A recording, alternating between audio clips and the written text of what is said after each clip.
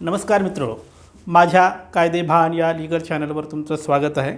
आजचा video specially त्यांच्यासाठी आणला आहे जे लोक गुंठेवारीचा प्लॉट घेत आहेत किंवा ॲग्रिकल्चरल लँडचा प्लॉट घेत आहेत। अशा सगळ्या लोकांमध्ये आत्ता एक संभ्रम तयार झाला आहे की घ्यावा की नाही घ्यावा। कारण 12 जुलै 2021 रोजी IGRचा एक परिपत्रक आलं। त्या परिपत्रकाने 11 गुंठेपेक्षा कमी भूखंडाचे व्यवहार होत असतील किंवा जे व्हायचे आणि त्यांचा सामूहिक सातबारा आणि सामूहिक खरेदी खत केल्या जायचं, अशा सगळ्या व्यवहारावर 12 जुलै 2021च्या परिपत्रकाने निर्बंध घातले आहेत। त्याच्यामुळे आता लोकांना कळत नाही की काय करावं। बिल्डर किंवा डेव्हलपर हे लोक म्हणत आहेत की आम्ही तुम्हाला आत्ताही ते परिपत्रक आल्यानंतरही तुमच्या नावाने सामूहिक खरेदी खत करून देऊ, सामूहिक सातबारा करून देऊ, असं लोकांना शेंड्या लावत आहेत बिल्डर लोक आणि डेव्हलपर लोक। आणि लोकांना खरेदीदारांना कळत नाही की परिपत्रकाला खरं मानायचं की बिल्डर किंवा डेव्हलपर जो शब्द देतो आहे, म्हणजे ठामपणे सांगतो आहे की परिपत्रक जरी आलं तरी तुम्हाला सामूहिक सातबारा करून देऊ आणि सामूहिक खरेदी खत करू, असं जे म्हणत आहेत, दोनपैकी कोणाला कशावर ट्रस्ट करायचं, कोणावर विश्वास ठेवायचा, असा प्रश्न निर्माण झाला आहे।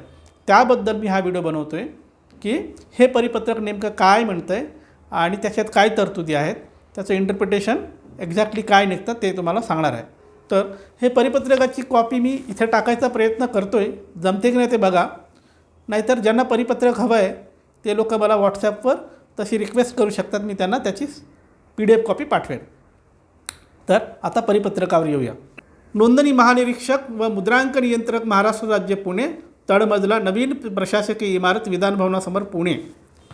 परिपत्रकाचा नंबर आहे CR.4.4/4-2013/454 आणि दिनांक आहे 12/7/2021।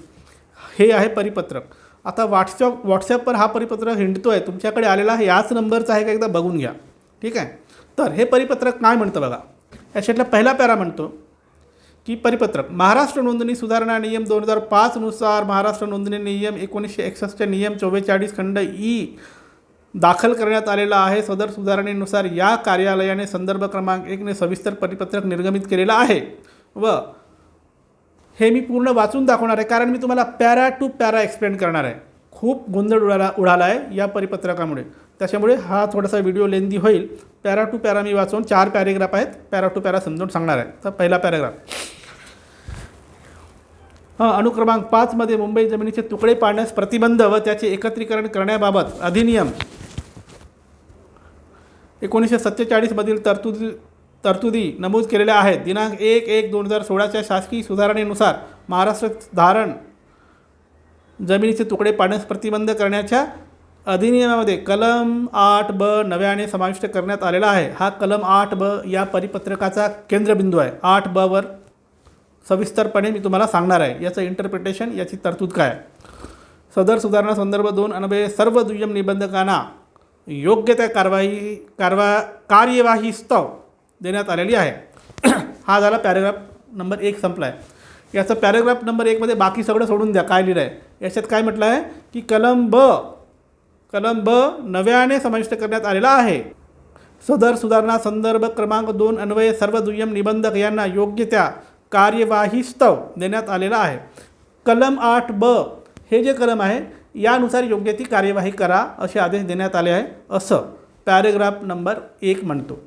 आता प्रश्न पडतो की हा कलम 8ब काय म्हणतो। तुकडेबंदी कायद्यातील कलम 8ब म्हणतं की विविक्षित क्षेत्रामध्ये स्थित असलेल्या जमिनीस कलमे 9, कलमे 7, 8 आणि 8अ लागू नसणे। म्हणजे कलम 8ब काय म्हणतो की या कायद्यातील कलम 7, कलम 8 आणि कलम 8अ मध्ये ज्या काही तरतुदी दिलेल्या आहेत त्या तरतुदींना कलम 8ब नलिफाय करतो असं म्हणतोय। आता प्रश्न असा पडतो की कलम 8ब कलम 7 कलम 8 आणि कलम 8 च्या तरतुदींना नलिफाय करतो हे म्हणतोय, तर आपल्याला पाहावं लागेल की ह्या 3 कलमामध्ये कलम 7, कलम 8 आणि कलम 8 मध्ये काय दिलं आहे ते आधी पाहावं लागेल. तर आपण ते पाहूया आता.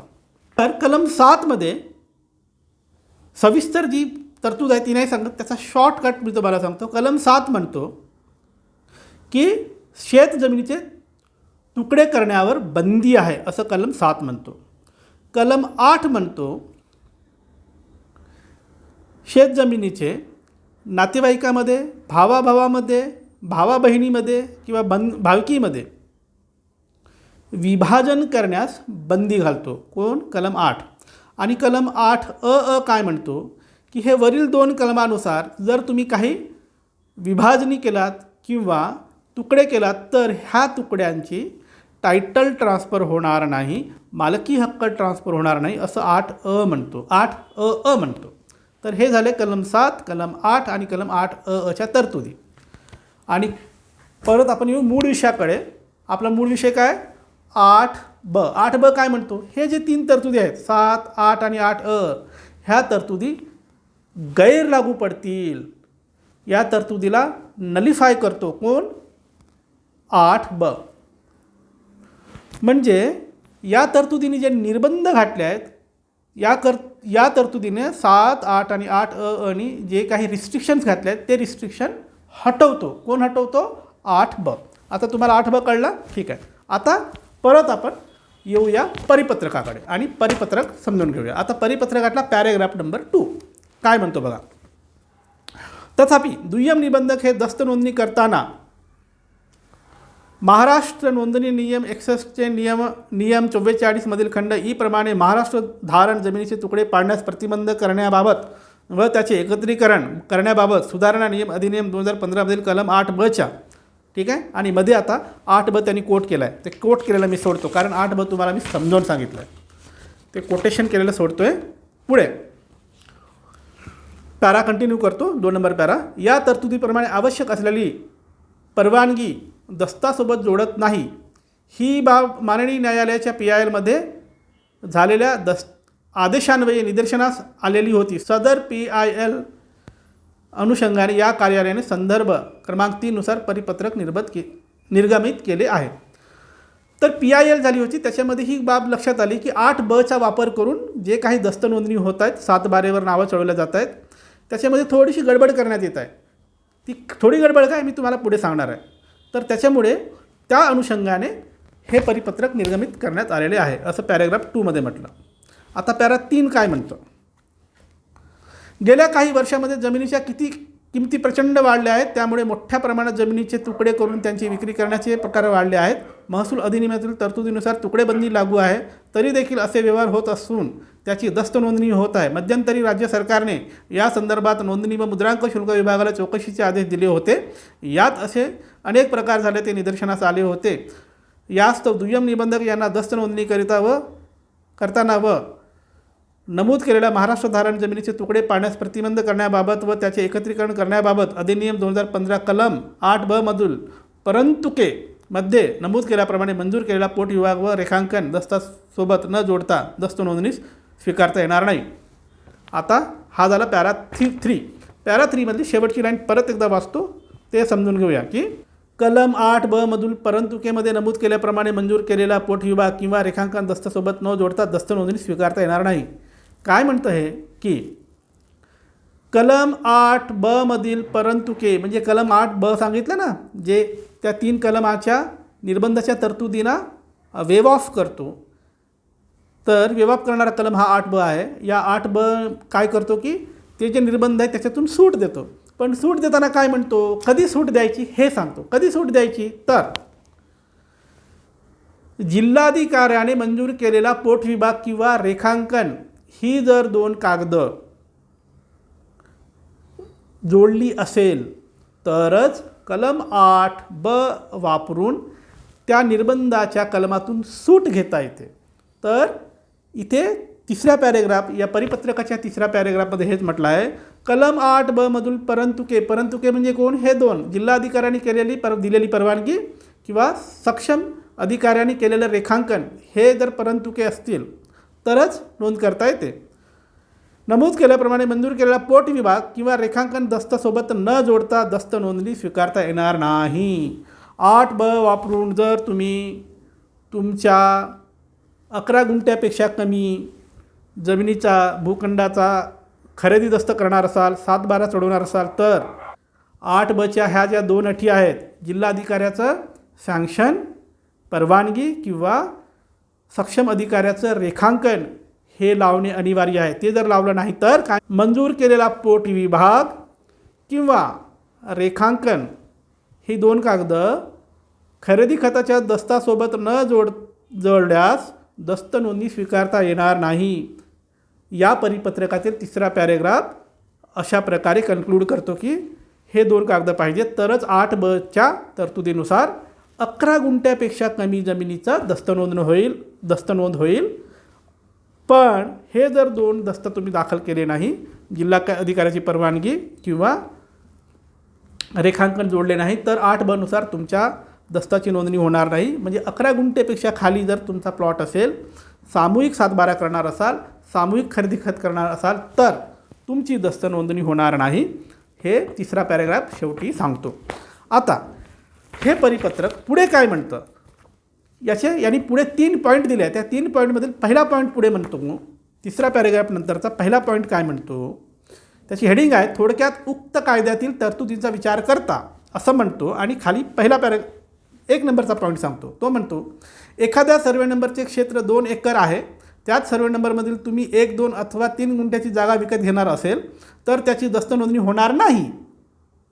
पण त्याच सर्वे नंबरचा लेआउट करून यामध्ये 1, 2 गुंठ्याचे तुकडे पाडून त्यास जिल्हाधिकारी किंवा सक्षम प्राधिकरणाची मंजुरी घेतली असेल तर मग याचा व्यवहार होईल. म्हणजे एने केला असेल तर व्यवहार होईल, किंवा सक्षम प्राधिकरणाने तुमचा भूखंड रेसिडेन्शियल झोनमध्ये घेतला असेल तर झोन दाखला दाखल करून तुम्ही खरेदी खत करू शकता, असं पहिला पॉईंट म्हणतो. दुसरा पॉईंट काय म्हणतो, यापूर्वीच ज्या पक्षकाराने प्रमाणभूत क्षेत्रापेक्षा कमी तुकड्याची खरेदी केली असेल अशा तुकड्याच्या खरेदी विक्री व्यवहारासाठी सुद्धा उक्त कायद्यातील कलम 8ब नुसार सक्षम प्राधिकारी किंवा जिल्हाधिकारी यांची परवानगी आवश्यक आहे. आता हा पॉईंट 2 सगळ्यांना धक्का देणारा आहे. कोणाला?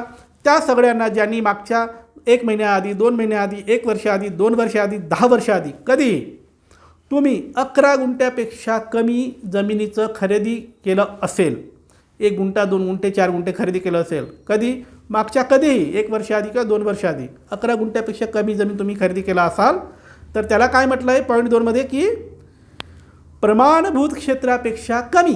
आता प्रमाणभूत क्षेत्र किती आहे? 11 गुंठे किमान केलं पाहिजे. तुम्ही किती केले? प्रमाणभूत क्षेत्र म्हणजे 11 गुंठ्यापेक्षा कमी तुम्ही जमिनीची खरेदी केले, म्हणजे 4 गुंठे केले, 3 गुंठे केले, 1 गुंठा केला, तर तुम्हाला हा कलम लागू पडतो. तुमचे सगळे व्यवहार बेकायदेशीर मानल्या जातील. बघा, धक्कादायक आहे. तुमचे सगळे व्यवहार बेकायदेशीर मानल्या जातील या पॉईंट 2 नुसार, कारण तुम्ही प्रमाणभूत क्षेत्रापेक्षा कमी क्षेत्र खरेदी केलात.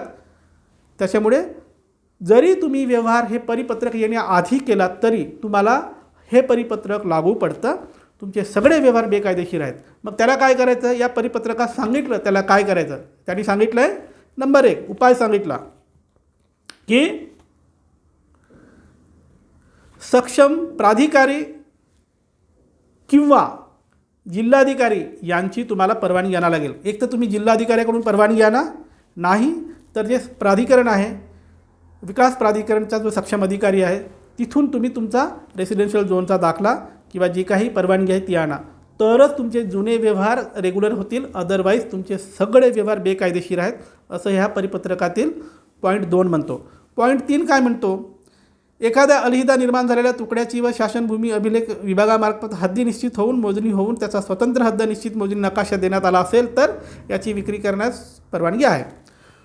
PMRD किंवा सक्षम प्राधिकरण आणि समजा तुमचा लेआउट विकास आराखडा, तुमचा भूखंड विकास आराखड्यात घेतला असेल किंवा कलेक्टरने तुमचं परवानगी दिली असेल तर, किंवा म्युनिसिपल कॉर्पोरेशनच्या वगैरे हद्दी विस्तारित होऊन तुमचा भूखंड त्याच्यात आला असेल तर तुम्हाला कुठलेही निर्बंध नाही, तुम्ही व्यवहार करू शकता, असं 3रा पॉईंट म्हणतो. आणि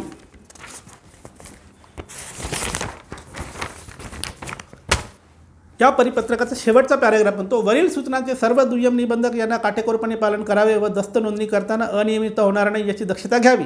अशा प्रकारे दस्त नोंदणी करताना अनियमितता केल्याचे आढळून आल्यास त्यांच्या विरुद्ध कारवाई योग्य ती प्रशासकीय कार्यवाही करण्यात येईल याची नोंद घ्यावी. सही श्रावण हर्डीकर, नोंदणी महानिरीक्षक व मुद्रांक नियंत्रक, महाराष्ट्र राज्य, पुणे. तर हे झालं परिपत्रक. काय म्हणतो हा परिपत्रक थोडक्यात सांगतो. थोडक्यात परिपत्रक म्हणतो की 11 गुंठेपेक्षा कमी जर जमीन असेल तर तुमचे व्यवहार होणार नाही, तुम्ही करू शकणार नाही. केलात तर ते बेकायदेशीर ठरतील असं हे परिपत्रक म्हणतं. पहिला पॉईंट. दुसरा, 11 गुंठेपेक्षा म्हणजे प्रमाणभूत क्षेत्रापेक्षा कमी, म्हणजे 11 गुंठ्यापेक्षा कमी जर तुम्ही खरेदी खत किंवा 7/12 याआधी केलात, याआधी म्हणजे कधी, हे परिपत्रक येण्याआधी 12 जुलै 2021च्या आधी तुम्ही केला असेल, कधीही केला असेल आधी, तरी तुमचे सगळे व्यवहार बेकायदेशीर आहेत असं हे परिपत्रक म्हणतं. ज्या लोकांनी 11 गुंठ्यापेक्षा प्रमाणभूतपेक्षा कमी म्हणजे 11 गुंठ्यापेक्षा कमी 7/12 करून बसलेत, खरेदी खत करून बसलेत, त्यांनासुद्धा हे परिपत्रक धक्का देतो आहे. त्यांना जाऊन आपले व्यवहार रेग्युलराईज करून घ्यावे लागतील. कलेक्टर किंवा सक्षम प्राधिकरणाकडून ती परवानगी घ्यावी लागेल, तरच त्यांचे व्यवहार कायदेशीर होतील. अशा पद्धतीची तरतूद या परिपत्रकात आहे. आता याच्यात गडबड काय आहे, प्लॉट विकणारे बिल्डर लोक वगैरे तुम्हाला सर्रासपणे म्हणतात की नाही नाही, ते परिपत्रक जरी आलं तरी आम्ही कसं तरी मॅनेज करू, आम्ही सब रजिस्टरला सेट करू आणि तुमचा खरेदी खत करून देऊ, असं लोक प्रॉमिस करत आहेत, बिल्डर लोक प्रॉमिस करत आहेत. आणि तुम्हाला 7/12 करून देऊ, खरेदी खत करून देऊ, तुमच्या नावाने सामायिक खरेदी खत होईल, सामायिक 7/12 होईल, याची आम्ही शाश्वती देतो. अशा पद्धतीने बिल्डर लोक, डेव्हलपर लोक म्हणत आहेत, लोकांकडून पैसे घेत आहेत. तुम्ही अजिबात फसू नका. अशाच पद्धतीने बिल्डर लोकांनी व्यवहार केला, आत्ता भोसरीमध्ये केला, आणि तो व्यवहार करणारे जे सब रजिस्ट्रार होते, भोसरीमधील सब रजिस्ट्रार भोसले, तुम्ही पेपरात जाऊन तपासून बघा, नेटवर सर्च करून बघा, सब रजिस्ट्रार भोसले हे भोसरीमध्ये अशा प्रकारचा बिल्डरसोबत संगनमत करून व्यवहार केला. 30 जुलै 2021 रोजी त्यांना बडतर्फ करण्यात आलं आणि ते सगळे व्यवहार रद्द करण्यात आले. याची तुम्ही एकदा चौकशी करून घ्या. म्हणून तुम्ही जर अशा पद्धतीचा व्यवहार जर बिल्डरच्या प्रेशरखाली येऊन किंवा सेटिंग लावून किंवा पैसे देऊन बिल्डर जर अशा पद्धतीचा व्यवहार करून देईल असं तुम्हाला सांगत असेल तर बळी पडू नका. भोसरीमध्ये ऑलरेडी एक सब रजिस्ट्रार बरखास्त झाला आहे, सगळे व्यवहार रद्द झाले आहे. तुमचा पण सब रजिस्ट्रार बरखास्त होऊ शकतो, व्यवहार रद्द होऊ शकतो, तुमचा दस्तहन नुसतं फेकून देणारा कागद बनू शकतो आणि तुमच्या आयुष्यभराचे पैसे बुडू शकतात. त्याच्यामुळे बिल्डर लोकांच्या नको त्या प्रलोभनाला बळी पडू नका आणि पुढे जाऊन असला व्यवहार करू नका. हे जे परिपत्रक आहे 11 गुंठेपेक्षा कमी जमिनीचा व्यवहार करण्यास अजिबात परवानगी देत नाही. तुम्ही अजिबात भानगडीत पडू नका. तर मित्र, तुमच्यासाठी असंच मी कायद्याशी संबंधित वेगवेगळे व्हिडिओ आणत राहीन. कायद्याचं ज्ञान वाढवण्यासाठी माझं लिगल चॅनल कायदेबान पाहत राहा. आणि हो, ज्यांना माझ्याशी थेट संपर्क करायचा आहे ते मला फोन करू शकतात. माझा नंबर तुमच्या स्क्रीनवर दिसतो आहे, पण फोन करण्याआधी खाली डिस्क्रिप्शन बॉक्समध्ये मी तुम्हाला काही अटी आणि शर्ती दिल्या आहेत संपर्कासाठीच्या, त्या जाऊन आधी वाचा, त्यानुसारच तुम्ही मला संपर्क करा. बाय.